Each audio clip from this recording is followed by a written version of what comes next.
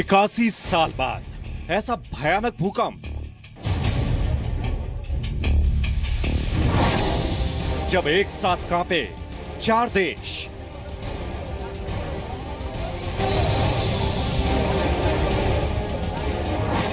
नेपाल में हाहाकार, भारत में चीत्कार।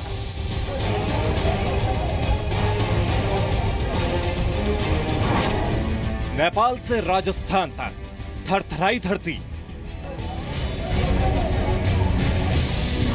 बांग्लादेश से लाहौर तक तबाही। भूकंप से कांप उठा माउंट एवरेस्ट। फट गई सड़कें, गिरी इमारतें। नेपाल ने हिला दिया हिंदुस्तान। तबाही एट 7.9।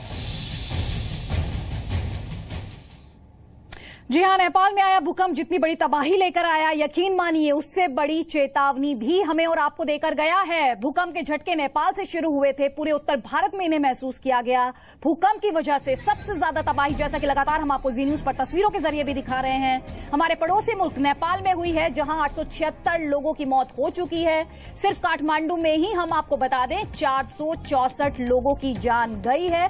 भारत की अगर आप बात करेंगे तो भूकंप से मरने वालों की संख्या, अपडेट आपको कर दें, बढ़कर 41 तक पहुंच गई है। बिहार में 29, उत्तर प्रदेश में 9, पश्चिम बंगाल में 3 लोगों की मौत हुई है।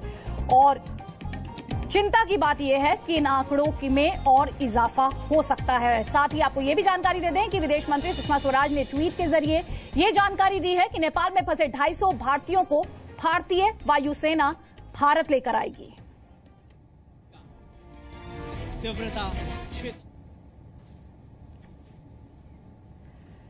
तो थोड़ी देर पहले सुषमा स्वराज की तरफ से ट्वीट किया गया है, जिसमें उन्होंने बाकायदा जो भारतीय हैं उनसे ये अपील की है कि जो भी उनके रिश्तेदार या दोस्त या करीबी नेपाल में हैं, वो भारतीय वायुसेना के साथ संपर्क साधें, क्योंकि भारतीय वायुसेना जो है वहां पर फंसे भारतीयों को वापस लाने के लिए कमर कस चुकी है। और इस दर्द की घड़ी में प्रधानमंत्री नरेंद्र मोदी ने बाकायदा ट्वीट किए हैं और नेपाल को हर संभव मदद का भरोसा दिया गया है। एनडीआरएफ की टीमें रवाना की गई हैं। थोड़ी देर पहले हर्क्यूलिस पहुंचा था काठमांडू में।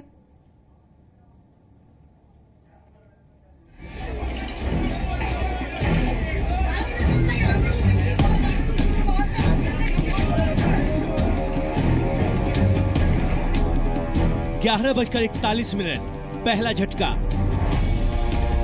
तीव्रता 7.9। सुबह के 11:41 पर नेपाल की धरती जिस तरह से थर्राई, उससे भारत, बांग्लादेश और पाकिस्तान तक कांप उठे।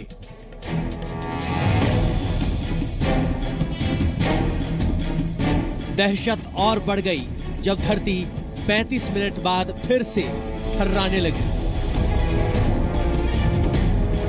12:15 दूसरा झटका, तीव्रता 6.6।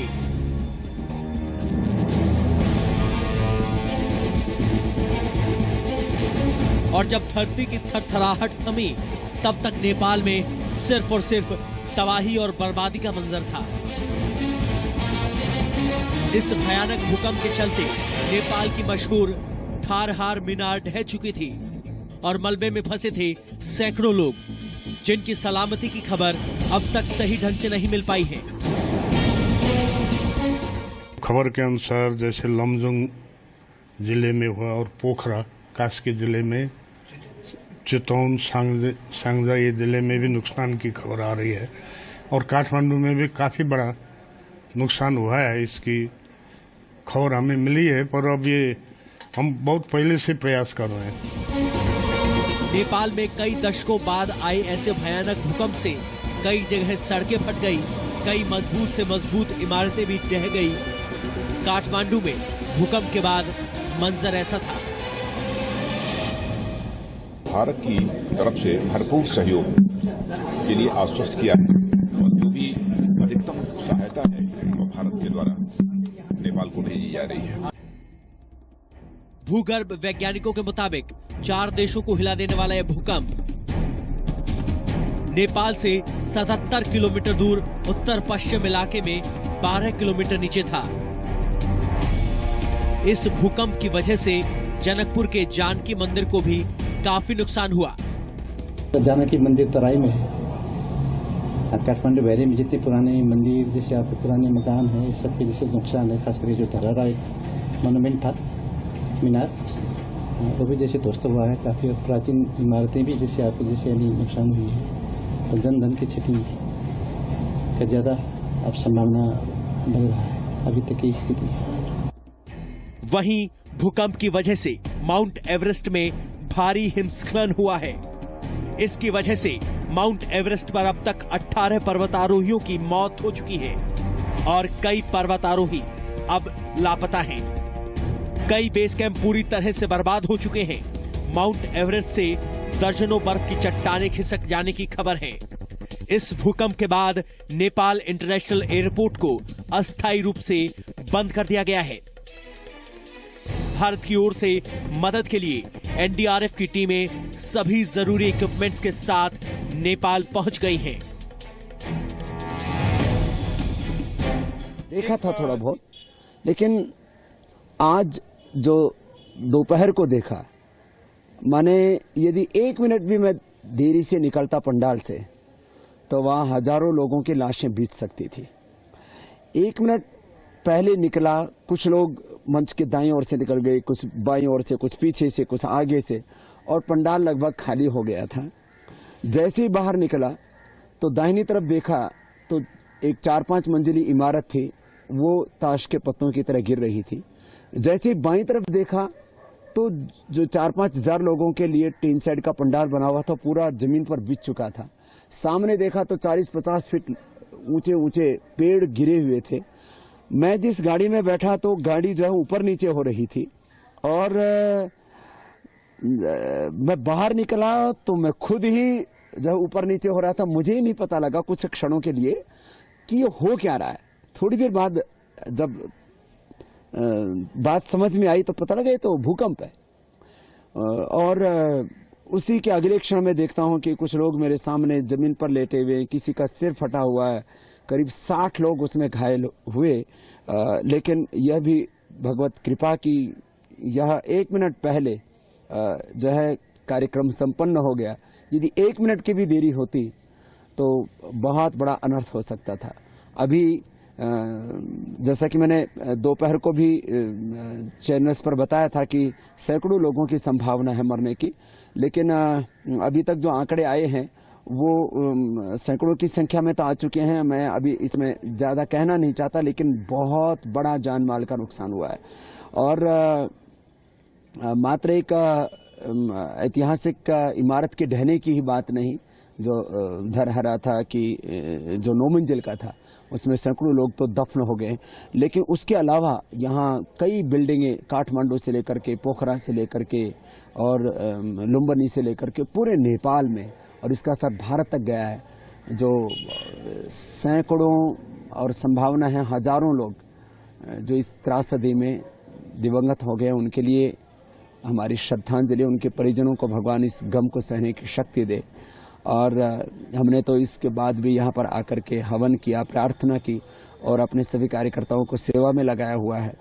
अभी भी जहाँ मेरा कैंप चल रहा था वहाँ करीब 40-50 हजार लोग सुबह आकर के योग कर रहे थे।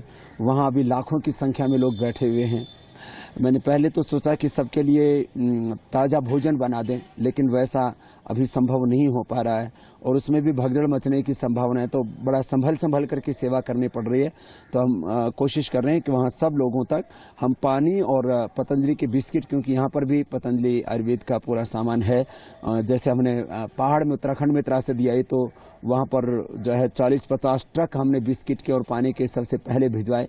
ऐसे यहाँ पर भी हम कोशिश कर रहे हैं जितना भी हमें पानी उपलब्ध हो जाएगा, जितने भी हमें पतंजलि के बिस्किट से लेकर के और जो भी रेडीमेड जो है खाने का सामान तैयार हो जाएगा उन लोगों तक पहुंचाने के लिए हमने सब कार्यकर्ताओं को लगा दिया है। तो इस सेवा में भी हमारे सभी कार्यकर्ता लगे हैं।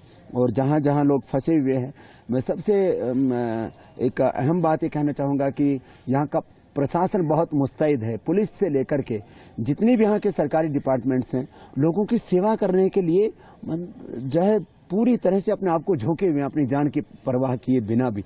माने पुरुषार्थ और पराक्रम यहाँ के जीन्स में है नेपालियों के, और लोग बहुत सेवा करने में लगे हैं। लेकिन हॉस्पिटल्स भी भरे हुए हैं, क्षमताएं उनकी अपनी सीमित है। जो हमारा शिविर चल रहा है जहां पर, वहां पर भी हमने रोगियों के लिए व्यवस्था की हुई थी, वहां पर भी जो है सरकार की तरफ से रोगियों को भेजा गया। तो हमने कहा कि आप रखिए यहाँ पर, क्योंकि हमने पंडाल बनाया हुआ था काफी बड़ा, तो उसमें जो है कुछ डॉक्टर सरकार की तरफ से लोगों को मलहम पट्टी आदि कर रहे हैं, क्योंकि घायलों की संख्या तो हजारों में है ही। जो लोग जो है इस पूरी त्रासदी में हमेशा के लिए मौत के आगोश में सो गए, उनकी भी संख्या बहुत बड़ी है। एक बहुत बड़ी मुसीबत, एक बहुत बड़ा। हम आपको लगातार बता रहे हैं किस तरीके से अर्थक्वेक को लेकर अपडेट्स पहुंच रहे हैं। आपको बता दें, नेपाल में ही अगर आप बात करेंगे तो करीब 876 लोगों की जान जाने की पुष्टि की जा चुकी है। और ना सिर्फ जानमाल का नुकसान हुआ है, एक तरीके से कहिए नेपाल का जो हिस्ट्री के साथ कनेक्शन था, इतिहास के साथ कनेक्शन था, आज कई ऐतिहासिक इमारतों के जमींदोज होने के बाद वो कनेक्शन भी आज टूट गया है। वहीं दूसरी तरफ भारत से जुड़ी हुई तस्वीरें आप दिखा रहे हैं। 41 लोगों की जान हिंदुस्तान में भी महसूस किए गए झटकों में गई है। दो खास मेहमान इस समय हमारे साथ हैं, और आपको बता दें हमारे साथ विपुल आहूजा साहब हैं जो कि स्ट्रक्चरल एक्सपर्ट हैं, और साथ ही हैं बीके रस्तोगी साहब, director of seismology, Gujarat university. B K Rastogi साहब, मैं आप ही के पास आती हूं। सिज्मोलॉजी से जुड़े कई सवाल हैं जिनके जवाब मैं आपसे जानना चाहूंगी, लेकिन विपुल आहूजा साहब हमारे साथ इस समय स्टूडियो में हैं। आहूजा साहब, 2001 में जिस तरीके से भारत ने देखा था, हमने इस दर्द को महसूस किया है, और जिस तरीके के काम में आप हैं आज, जब उन झटकों को महसूस कर रहे हुए थे, हिंदुस्तानी तो हर कोई डरा हुआ था, सहमा हुआ था। बिल्डिंग्स, जो आज की मौजूदा बिल्डिंग्स हैं भारत की, उनको देखकर आपको लगता है कि अब भारत 7.9 रिक्टर स्केल जिसका मैग्नीट्यूड होगा जिस अर्थक्वेक का, उसको स्टैंड कर सकता है, विथस्टैंड कर सकती है इंडियन बिल्डिंग्स?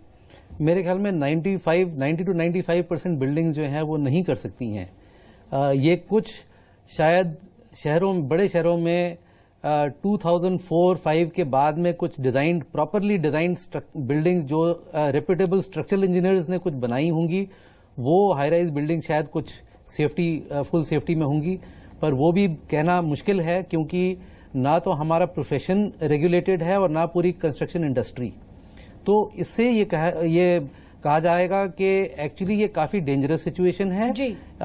इसमें एक विल चाहिए जो कि लास्ट करना चाहिए जब अर्थक्वेक की याद खत्म हो जाती है उसके बाद भी, क्योंकि लगता है कि 2001 के बाद भी 20,000 जाने के बाद भी इंडिया कुछ नहीं सीखा। जी बिल्कुल, अपने आप में ये बड़ा सवाल है कि हम सीखेंगे कब। जैसा कि विपुल साहब कह रहे हैं, हमारे साथ बीके रस्तोगी साहब भी हैं, डायरेक्टर ऑफ सिज्मोलॉजी हैं गुजरात यूनिवर्सिटी से। रस्तोगी साहब, हम लगातार पढ़ रहे हैं, ये कहा जा रहा है ये शैलो अर्थक्वेक था, इसका जो सेंटर था वो सिर्फ जमीन के बार, कोई 11 दे रहा है, कोई 15 बता रहा है, लेकिन जैसा शैलो अर्थक्वेक था, ये जाहिर तौर पर जो डिस्ट्रक्शन थी वो ज्यादा लेकर आया। भारत के लिहाज से मैं जानना चाहती हूँ, समझना चाहती हूँ, हमारे दर्शकों को आप बताएं, भारत कितनी बड़ी मुश्किल में इस समय आपको दिखाई दे रहा है अगर सिज्मोलॉजी के हिसाब से बात की जाए तो? ये 7.9 मैग्नीट्यूड का जो डैमेज होता है वो करीब 400 किलोमीटर की दूरी तक होगा। तो उत्तर प्रदेश और बिहार और थोड़ा दार्जिलिंग एरिया, वेस्ट बंगाल, वहाँ पर थोड़ा डैमेज होगा, लेकिन बहुत ज़्यादा डैमेज नहीं संभावना है। और अब जो होना था हो गया। अब आफ्टर शॉक्स में अपने यहाँ भारत में उतना डैमेज नहीं होगा, क्योंकि आफ्टर शॉक्स थोड़े छोटे होते हैं और उसका असर यहाँ तक नहीं आएगा। रस्तोगी साहब, बड़ा सवाल ये है, भारत में जिस तरीके की इस समय भारत की जिस तरीके की पोजीशनिंग है, जियोग्राफिकल पोजीशन जो भारत की है, और दिल्ली को तो लगातार कहा जाता है बहुत ही वल्नरेबल है, उस लिहाज से जो हमारे दर्शक आपको देख रहे हैं, जाहिर तौर पर वो इस बारे में और ज्यादा जानकारी चाहेंगे आपसे। हाँ जी, वो ये एक्चुअली भूकंप की पट्टी है हिमालय, पूरी पंजाब हिमालय, उसके और हिमाचल हिमालय, कश्मीर हिमालय, में भी आ सकता है। और अब 2 एरिया में सबसे ज़्यादा चांसेस बोलते हैं, हॉट एरिया बोलते हैं, उत्तराखंड, हिमालय और फिर इधर आसाम। तो ये 2 एरिया में ज़्यादा संभावना है। तो इसी तरह का डैमेज पूरे 300-400 किलोमीटर की दूरी तक मकान गिर सकते हैं। तो जैसे ये जितने भी एरिया हैं हिमालय और जितने भी मैदानी इलाके हैं वो 300-400 किलोमीटर की दूरी में, दूर के जो इलाके हैं वहां पर खाली मल्टी स्टोरी बिल्डिंग्स में डैमेज होता है और पास, भूकंप के पास में जो है वो छोटी इमारतें भी डैमेज होती हैं।